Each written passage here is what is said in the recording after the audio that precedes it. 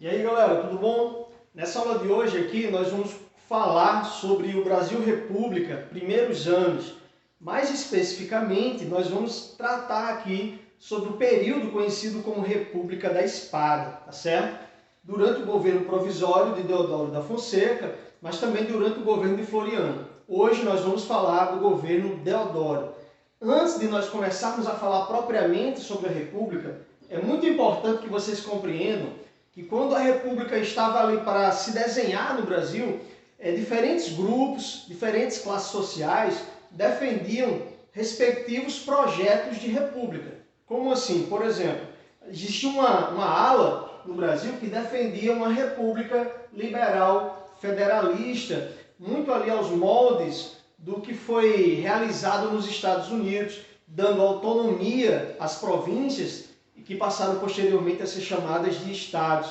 Esse perfil republicano era o que representava, ou era o que era representado pelos grandes proprietários rurais, principalmente os cafeicultores paulistas e alguns profissionais liberais, tá certo?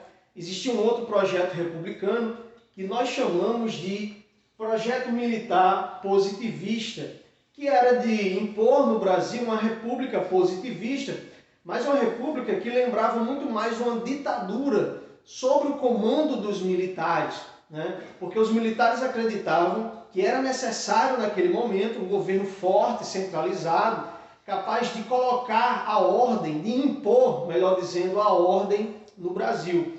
Essa doutrina, aliás, esse pensamento, ele era muito influenciado pela filosofia positivista, que era muito em voga nos quartéis durante aquele período, tá certo?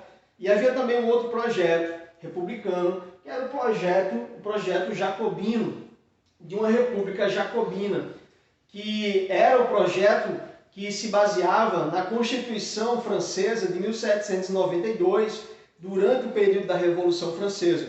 Segundo quem defendia esse projeto, a república seria desenhada, mas dando uma grande participação popular, garantindo a participação popular. Quando nós falamos em participação popular, nós estamos falando que os direitos políticos não deveriam se restringir apenas às elites, mas também aos grupos menos favorecidos. Então nós temos aqui um projeto que era bastante defendido por jornalistas, professores, estudantes e outros profissionais liberais urbanos, tá certo? Mas olha só, quando o Brasil se torna uma república, na verdade, a gente começa a perceber que esse projeto republicano jacobino ele era muito temido. Ele não foi aceito. Tanto que a participação das pessoas durante nessa nova fase política, ela vai se restringir às elites. Ou seja, o projeto jacobino ele vai ser totalmente excluído. O que vai ocorrer no Brasil nesse momento é uma mistura ali do projeto positivista, defendido pelos militares, e o projeto liberal defendido pelas elites latifundiárias, tá certo? Tanto que um jornalista muito conhecido nessa época, Aristides Lobo, ele vai descrever num texto na época como foi que ocorreu, ou qual era o modelo dessa nova república que surgia no Brasil. Aristides Lobo vai dizer o seguinte: o povo assistiu aquilo bestializado, atônito, surpreso, sem conhecer o que significava. Muitos acreditavam sinceramente estar vendo uma parada, um textozinho de 1889. Galera, essa frase de Aristides Lobo é presente em algumas provas. E o que Aristides queria falar com isso? Ele queria dizer que o povo foi excluído. O povo não entendia o que estava acontecendo naquela mudança de Constituição, o que significava aquilo tudo, porque o povo não foi ouvido. Tanto que isso vai repercutir na própria Constituição de 1891, a primeira Constituição da República, certo? Mas é então que Deodoro da Fonseca, galera, ele vai iniciar o seu governo a partir de um golpe, porque ele vai dar um golpe e vai derrubar Dom Pedro II. E percebam que Deodoro ele não foi eleito, né? E como ele não foi eleito, na verdade, essa primeira fase do seu governo era chamada de governo provisório. Porque qual era a justificativa? Deodoro vai estar no poder temporariamente para permitir que haja algumas transformações, para que o Brasil seja uma república, e só posteriormente haveria eleições para presidente. Então, nessa primeira fase, nós chamamos de governo provisório. E as principais medidas, as primeiras medidas adotadas por Deodoro estão o exílio da família real. A família real vai ser expulsa do Brasil, mas para garantir que nenhum projeto monarquista retorne a cair nas graças do povo, não é? E uma Assembleia Constituinte. Deodoro vai convocar uma Assembleia Constituinte para elaborar uma nova Constituição, já que era necessário excluir a Constituição monarquista, imperial, e substituí-la por uma Constituição republicana, tá certo? Separação entre igreja e Estado. Aqui a gente está vendo o cerne do que seria o Estado laico, né? As certidões de casamento, de nascimento, que antes eram emitidas pela igreja, passaram a ser emitidas apenas pelos órgãos públicos, tá certo, galera?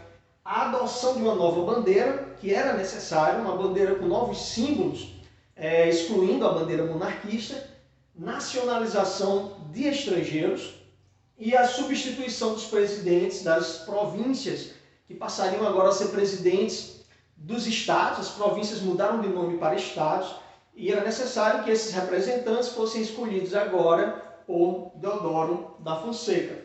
Essas foram as principais medidas adotadas por Deodoro durante o seu governo provisório.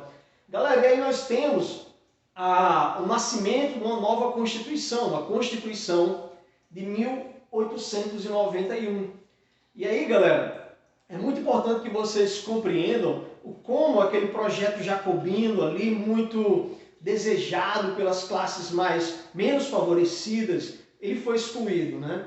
Porque é muito importante compreender que a Constituição de 1891, ela explicita bem, o que era essa nova república, né? O que era essas mudanças e permanências que passariam a estar presentes nesse Brasil. Por quê? Vamos olhar aqui as características. Uma característica básica é que o Brasil passava a ser um regime republicano presidencialista, com ampla autonomia ali dos estados, né? E essa Constituição era bastante influenciada pela Constituição dos Estados Unidos. Tanto que o Brasil passou a ser chamado Estados Unidos do Brasil, tá? Uma outra característica é a tripartição dos poderes entre executivo, legislativo e judiciário. Direito de voto masculino aos maiores de 21 anos. Pessoal, as mulheres foram excluídas desse processo, tá? Os frades, os soldados foram excluídos, mendigos foram excluídos, analfabetos foram excluídos. Galera, no final do século XIX, a maior parte da população brasileira era de analfabetos. A cada 100 habitantes, apenas 2 ou no máximo 3, eles estavam incluídos ali nas exigências para se participar, para poder votar e se candidatar. Ou seja, a gente percebe que a República ela foi altamente excludente e patriarcal, tá? Isso é importante que vocês compreendam muito bem. Uma outra característica é que o primeiro presidente seria eleito de forma indireta, ou seja, o primeiro presidente, após o governo provisório de Deodoro da Fonseca, ele deveria ser eleito pela própria Assembleia Constituinte. E a própria Assembleia, na verdade, acaba elegendo Deodoro da Fonseca, que agora passaria a ter um mandato formal como presidente da República, tá certo? Pessoal, um dos acontecimentos mais emblemáticos do governo provisório de Deodoro da Fonseca foi uma crise que nós chamamos de crise do encilhamento. O que foi essa crise? Pessoal, como ministro das Finanças durante esse período, nós vamos ter o jurista Rui Barbosa. Tá? Rui Barbosa estava atuando na economia durante o governo de Deodoro da Fonseca, e Rui Barbosa ele era um entusiasta da industrialização, da modernização brasileira. Rui Barbosa, galera, ele via como um objetivo, não como objetivo, mas como uma solução para a economia brasileira, um incentivo ao desenvolvimento industrial. Esse era o grande objetivo de Rui Barbosa. Para tanto, ele passou a implantar a elevação de impostos sobre os produtos importados. Se você taxa os produtos que vêm do exterior, é uma forma de você proteger o mercado nacional, os produtos nacionais. É uma forma de você fazer com que o consumidor dê prioridade aos produtos nacionais. Isso foi algo feito por Rui Barbosa. Galera, a ampliação de crédito aos industriais brasileiros. Rui Barbosa, galera, ele vai adotar uma ação que é bastante inusitada. Se o grande problema no Brasil era a crise econômica, porque havia uma crise econômica muito forte, então Rui Barbosa ele vai dar carta branca para que os bancos comecem a emitir papel moeda. Então os bancos, a casa da moeda começa a fabricar dinheiro, começa a fabricar, e os bancos ficam na responsabilidade de facilitar esses empréstimos. Então muitas pessoas pegavam empréstimos no banco, o movimento era muito forte na Bolsa de Valores no Rio de Janeiro, o movimento de ida e entrada de grana, de dinheiro, tanto que muitas pessoas passaram a comparar o movimento na Bolsa de Valores com o movimento das apostas no Jockey Club, daí o nome encilhamento. Pessoal, o fato é que com muita moeda sendo produzida, o que acabou ocorrendo no Brasil foi inflação, uma inflação muito forte. Tá? E muitas das pessoas que pegaram empréstimo facilitado com o governo, elas na verdade acabaram dando calote, nem chegaram a pagar. Muitas empresas, elas eram empresas fantasmas, empresas que só existiam no papel. Né? Então, na verdade, a tática de Rui Barbosa de emitir papel moeda acabou foi aprofundando uma crise econômica já existente, tá? Que nós chamamos de crise do encilhamento. Ainda em 1891, Rui Barbosa vai pedir demissão. Tá? E essas são as principais características do que nós chamamos de governo provisório de Deodoro da Fonseca. Espero que tenha sido claro para vocês esse primeiro momento. Qualquer dúvida, é só vocês comentarem aí no canal. Fiquem bem, tá? Tentem se proteger, porque a pandemia não acabou. E um abraço para todos. Tchau!